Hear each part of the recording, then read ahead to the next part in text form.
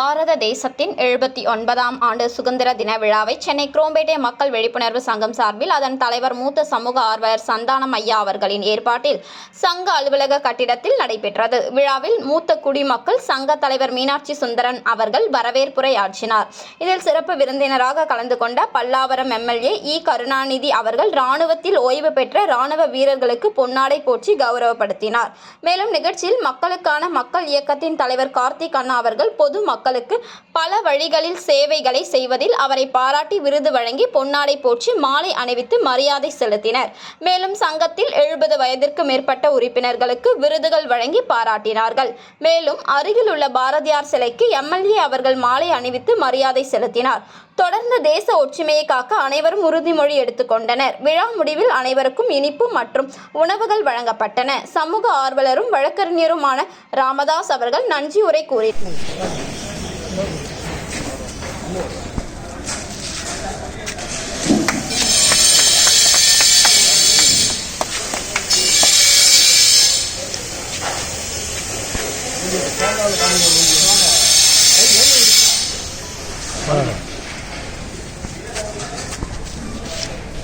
மகாகவி பாரதியின் புகழ், மகாகவி பாரதியின் புகழ் வாழ்கவே வாழ்கவே வாழ்கவே வாழ்கவே. மகாகவி பாரதி, மகாகவி பாரதி புகழ் என்றும் வாழ்கவே, புகழ் என்றும் வாழ்கவே.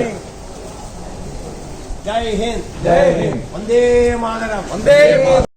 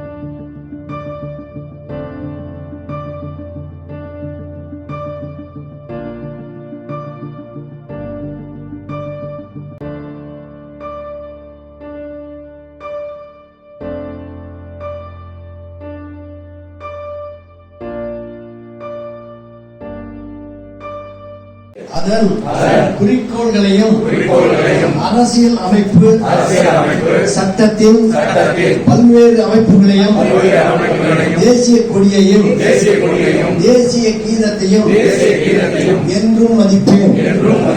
நாட்டின் விடுதலைக்காக போராடி உயிர் நீத்த தியாகிகளுக்கு என்றென்றும் நன்றியுடையவனாயிருப்பேன். அவர்களின் உன்னதமான குறிக்கோள்களை போற்றி நடப்பேன். இந்தியாவின் இறையாண்மையை முழுமையாக கடைபிடித்து நடப்பேன். மதம், மொழி, இனம் போன்ற வேறுபாடுகளை கடந்து இந்திய மக்கள் அனைவரிடமும் சகோதர பாவத்தையும் நல்லிணக்கத்தையும் வளர்ப்பேன். நாட்டின் ஒற்றுமைக்கு பாடுபடுவேன்.